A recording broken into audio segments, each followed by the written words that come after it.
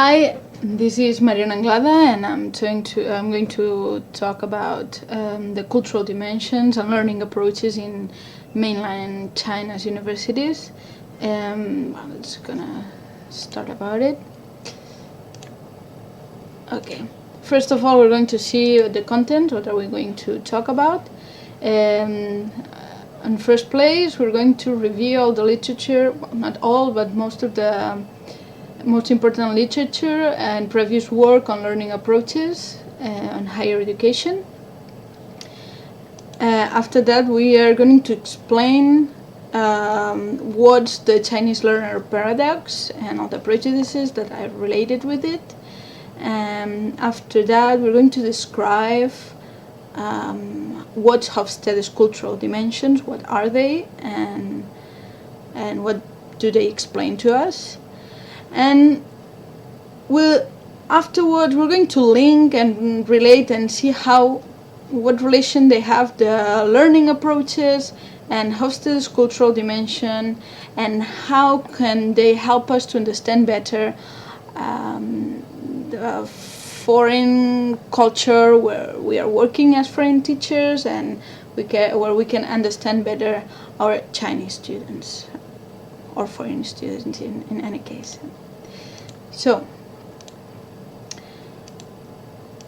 there is the link, and we are going to specifically talk about China because, well, that's where we work. What are learning approaches? Biggs told us in most of the articles that there's a lot of elements involved in the teaching learning process.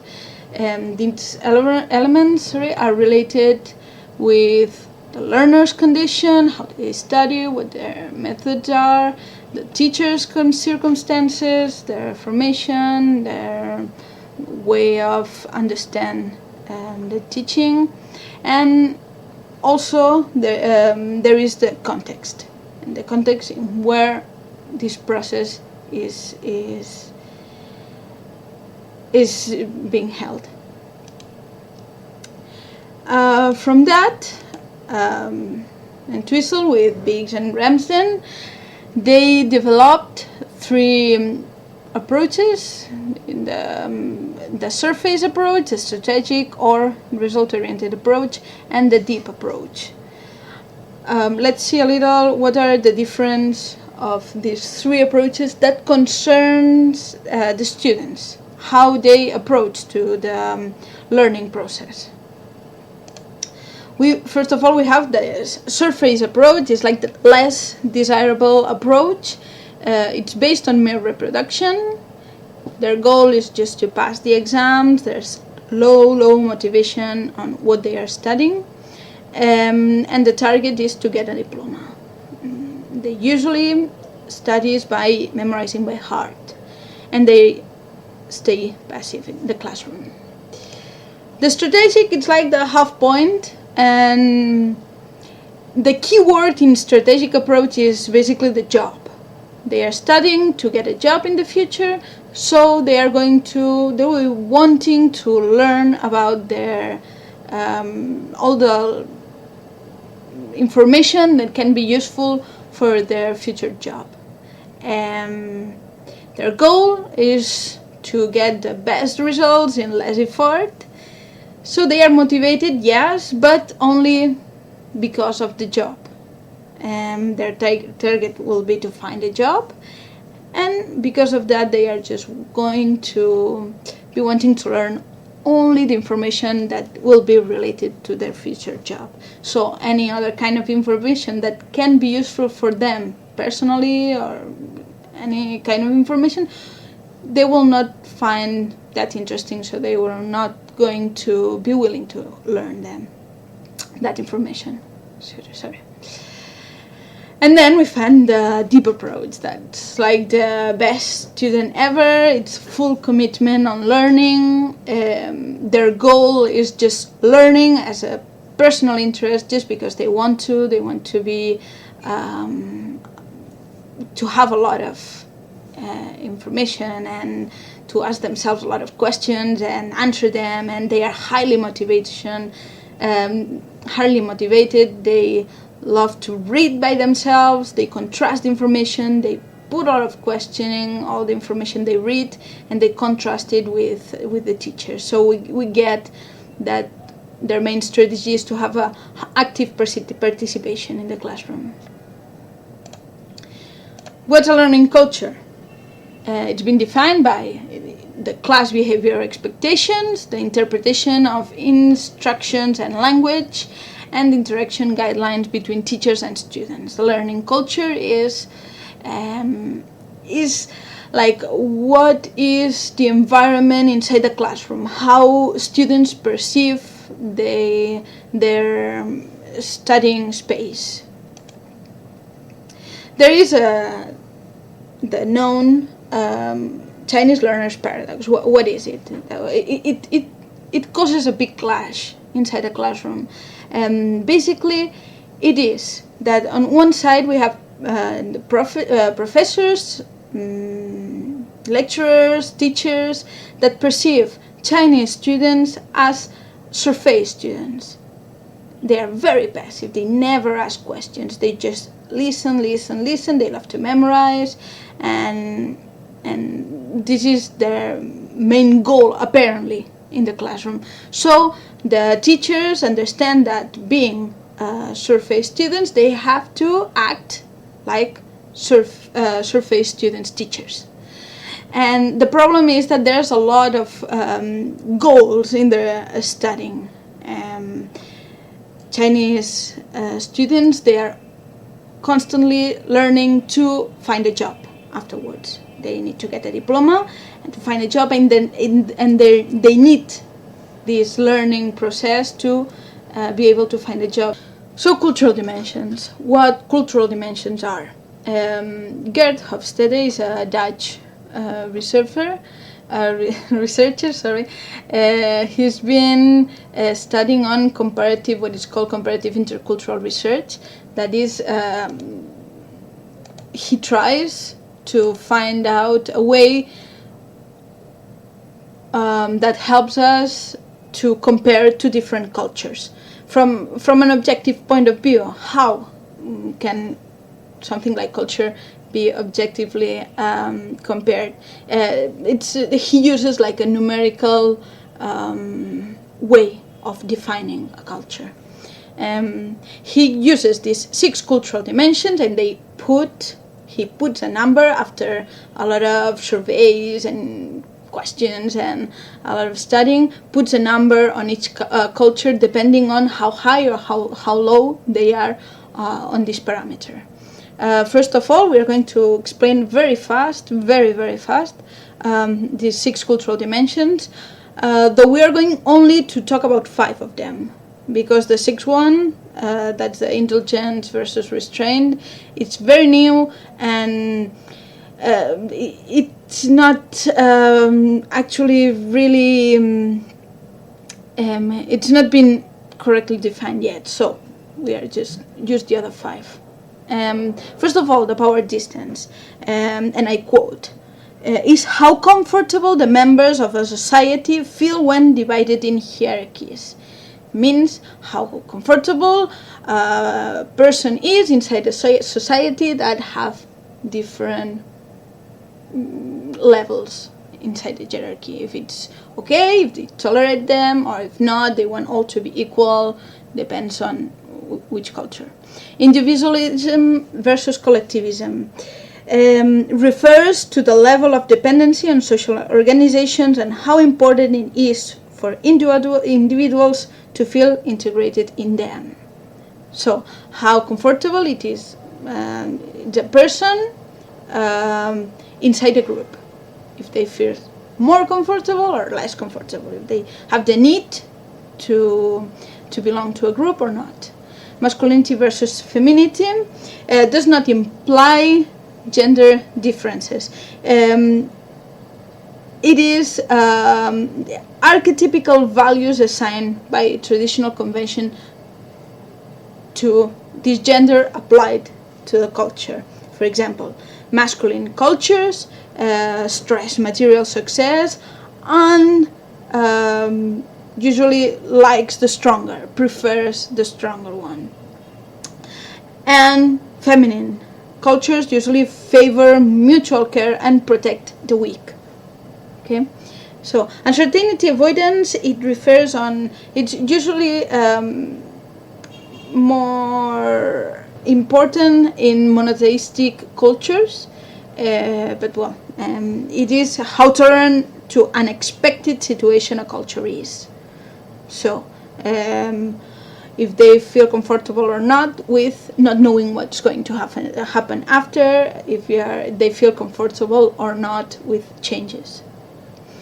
And then we have the long-term and short-term orientation. As we said, the uncertainty avoidance was related to more monotheistic cultures. This long-term and short-term orientation was created afterwards, and it's more related to Confucius values.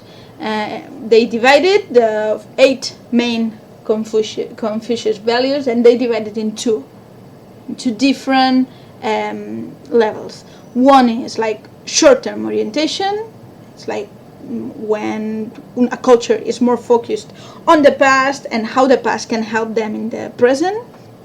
And the long-term orientation, that means that a culture is looking forward to the future. How can they make a better future? Okay. So these are all general tendencies. It doesn't mean every one of the individuals inside a culture must think like this. And these numbers, they are only useful under comparison. So we can say that one culture is more something than the other. Okay. What's a correlation between these 5 dimensions and the learning approaches? Where there's a lot of descriptors that help us understand these 5 dimensions, and some of them are directly related to how culture learn to study. So these are the 5 dimensions on China. Here we have here this transparent part. It refers to the top one. Okay, the highest rank in this dimension. So we can have like a different if it's high or if it's low. The power distance is very high in China. So it means the teacher retains control in the classroom and the students always show formal respect. This means that the tendency in China would guide to a surface approach. Okay. The individualism and collectivism, individualism is very low, so we can say that China is a collectivistic culture. So there's a lot of group pressure. The students and teachers only act under group approval, and diplomas and certificates are important. So this group relevance means that the prestige and the future and the job they are going to get in the future is going to affect them while they're studying. So they will tend to be strategic. Masculinity. It is more masculine than feminine culture. That means they look for material success. The good students are taken an aspiration standard. They are like the stronger of the group. Failure provokes shame. So their studies are chosen through job priorities. So they will tend to be strategic also. The uncertainty avoidance is very low. So the unexpected is accepted, and the students are open to discussion and problem changes. This is not directly related to any of the approaches, so it can be any of them. And long-term, short-term orientation, like China is the top one. Yeah. So it means that they look like long-term and there's a lot of dedication on the study, it would be strategic. This is a controversial dimension, because it's been said that Confucius values cannot be divided into extremes, because Chinese culture and Chinese way of thinking includes contradiction. So there can be a contradiction inside. Chinese learner's paradox is already a contradiction that we find inside the society and the educational process. So this is kind of, we will keep on a strategic, but it can be actually any of the three approaches. This is just to show how different the 5 dimensions are depending on the country. We have like the Spanish, the red one, and the gray one, it's China.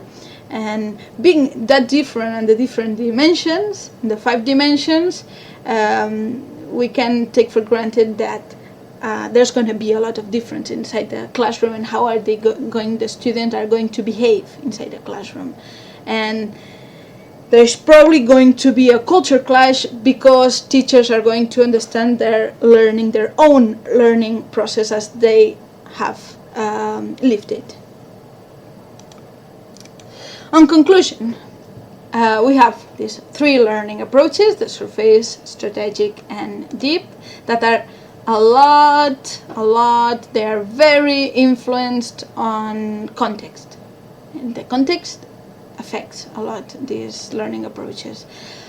And knowing better the cultural dimensions, the 5 cultural dimensions, and what implies on studies and inside the classroom, will allow us to measure the actual culture differences, understand better how our students behave and how our students perceive the educational process. And after all this review, we can see that being Chinese and a strategic approach in learning, it agrees with other literature that they are not actually superficial, but superficial, and they need to be treated like that to avoid this cultural clash inside the classroom. So we can say that despite apparent signs of surface learning approach, Chinese undergraduates tend to the strategic approach. And that's all. Thank you very much, and hope you found it interesting.